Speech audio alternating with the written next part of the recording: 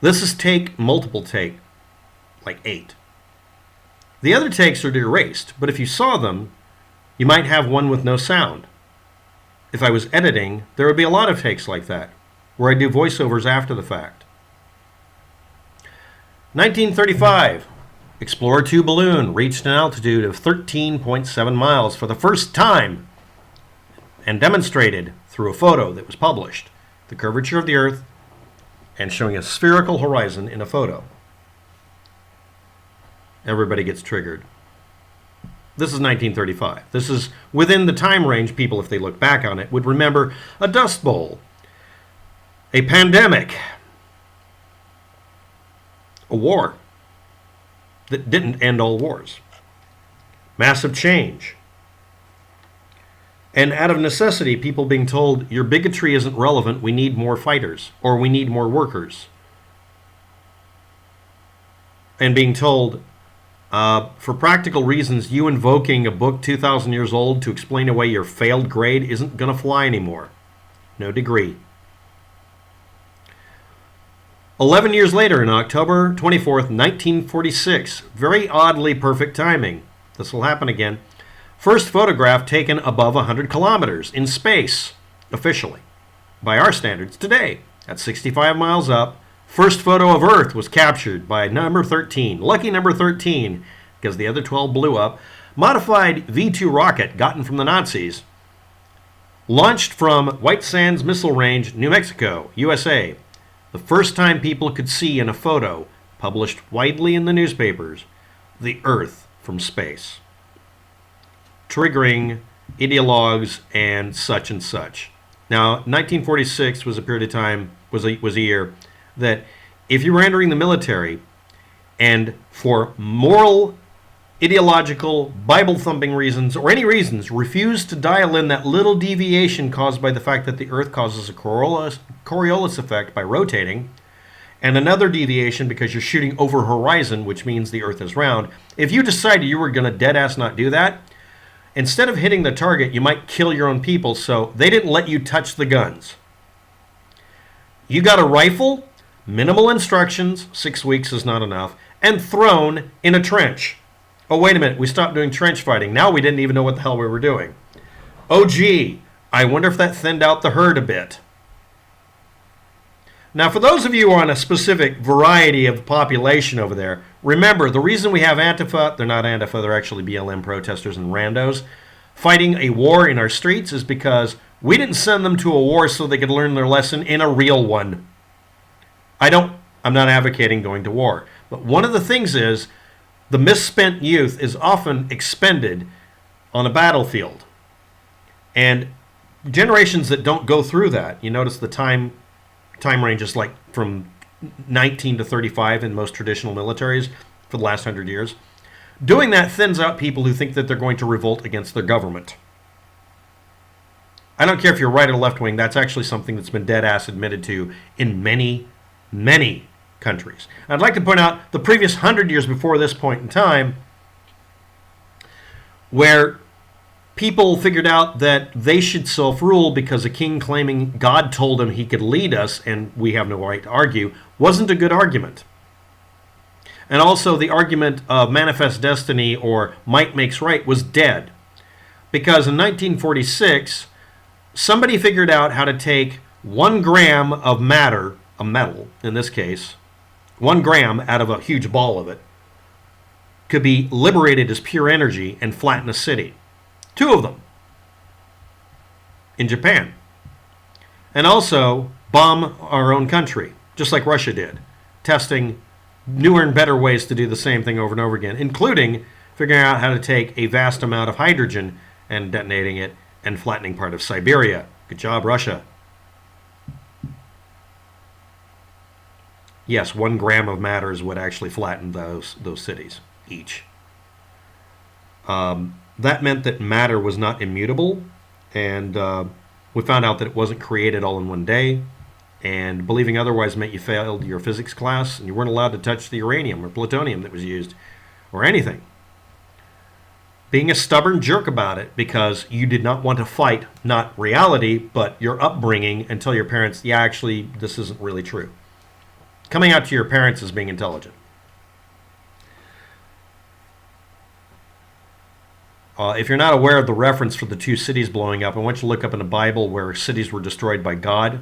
Now some idiot with a ox cart could go back in time and flatten Rome, and it would look like God did it. Geeks did Hiroshima and Nagasaki. Yes, that's a something else did 9/11 joke. NASA was formed 11 years after the first photograph at 100 kilometers or higher in 1958. Well, a little more. 1969, 11 years after that, excuse me, that's when we landed on the moon, and we kept doing that till 1972. Teabagging anybody who thought you couldn't look back from the moon at the Earth. When some man lands on the moon, I'll be an atheist. And then, of course, they went back on their bet. From 1910 to 1970, I mean, almost perfect bookending here, by the way. A group of people in Britain got together, led by a guy named Charles Pathé. In the United Kingdom, British Pathé, as it is known today, produced newsreels of the day and documentaries, consisting primarily of film that was recorded, sometimes with and without sound, because sound was recorded separately, because it's the way you should do it. I've done this before, don't argue, that's how you do it. And these had voiceovers, and they were done by making recordings. And this is all digitized and available online, including the raw footage, meaning the recordings that very often didn't have sound with them.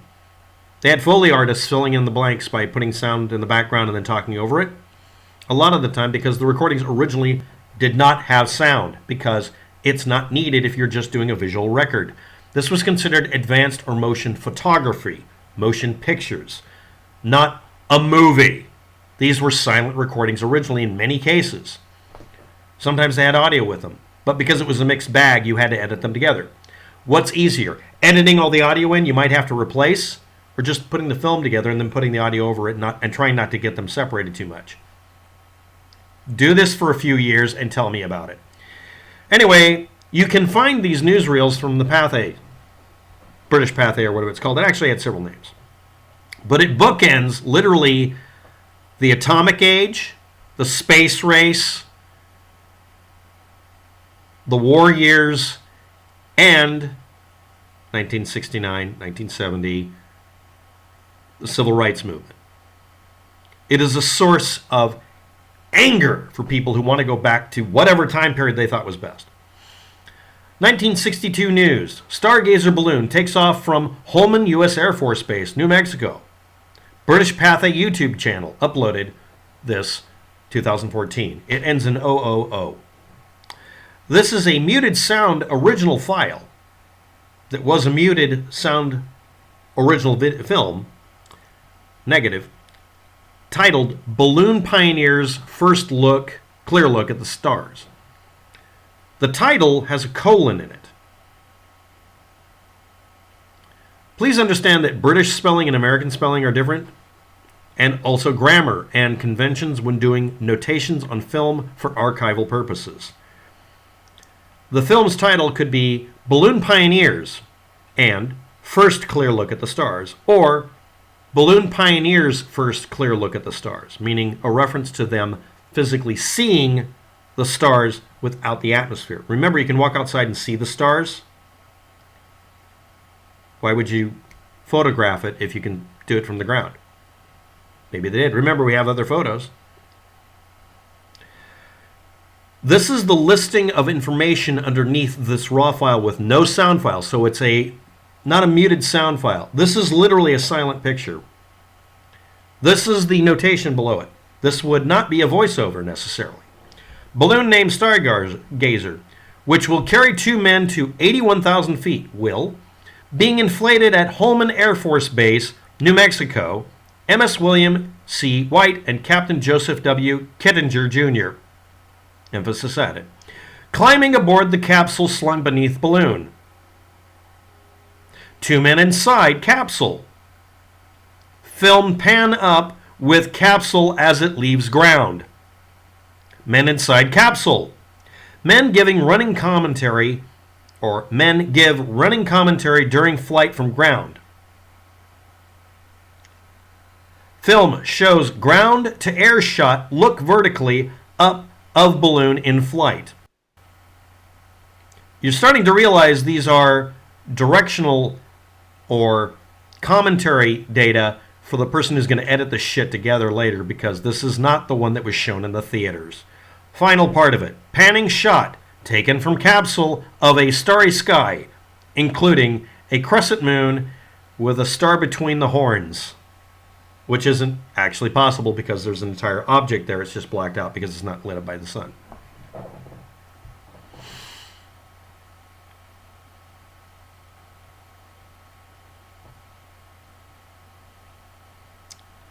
The pan of a piece of artwork put on a wall. A placeholder image for a future actual photo or a future film in a muted pre-edit draft before they finished landing, so they didn't have the film yet, or photo, or if anything, because they didn't know if they were going to succeed in doing that or even bother with it. They might not be able to for technical reasons. Labeled as unissued and unused, and was most likely, but I can't confirm it, a negative recording to be in a final newsreel that hadn't been created yet. You can see it with almost all the production done, but it was the pre-sound version. It's a negative recording. What you do is you take your negative recording that comes out of the camera. You develop it. It's a negative. You string it together so it makes some sense. And then you're waiting for the final pieces to be brought together. But you can optionally make it into a positive and put it there so you have something to work with. And then you just put a placeholder saying where this is, flip the camera over when you're at the projection booth. These things would be strung together as 2-minute to 10-minute long newsreel sections so you could have some variety at each and every single film theater. This was a theater. And the projectionist would play it back till there was a break in it and then pause it, and then back it up literally a couple of inches or whatever, and then turn on the other film while he was doing the futz around thing. If you've ever worked a theater, if you've ever worked up there, you can see an example of this in Inglourious Bastards, I think, where you can see them do the flip over. By the way, Tarantino is a little more than obsessed with these methodologies and displays them in the films. You can also go take a class in making a movie. No, I'm not incompetent to edit. But I am competent enough to show you that just because you can't see a star background in a brightly lit object like me doesn't mean there isn't a fucking door behind me. This is film. No, this is recording. No, but the technology, yeah, in the past technology was much better than it is now. Of course. Really, truly. Every time I do a video, this is a meme about seeing stars in the background on the moon. And if anybody's curious why I keep doing this, there's a bunch of reasons, but that was one of the major ones. No one got that. So every one of you failed the obvious flailing cat typing. Yeah, it was a placeholder image. It was never meant to be taken seriously because it had an obvious tell in it. Brits are very good with their subtlety. One of the Pathé films I saw a long time ago, I can't find it, shows a picture that says, insert picture or film of Winston Churchill from stock footage, and it's a picture of like Mickey Mouse with an arrow through his head. They weren't supposed to be seen by anybody. These are in-jokes so that the editor could point and laugh. Usually they were drawings. Anyway, this film, which was never shown, it says this was never released and never used. All the outtakes from Thor are really the real movie. You can put a movie together from outtakes if you want to. They did it with Star Trek, Star Wreck.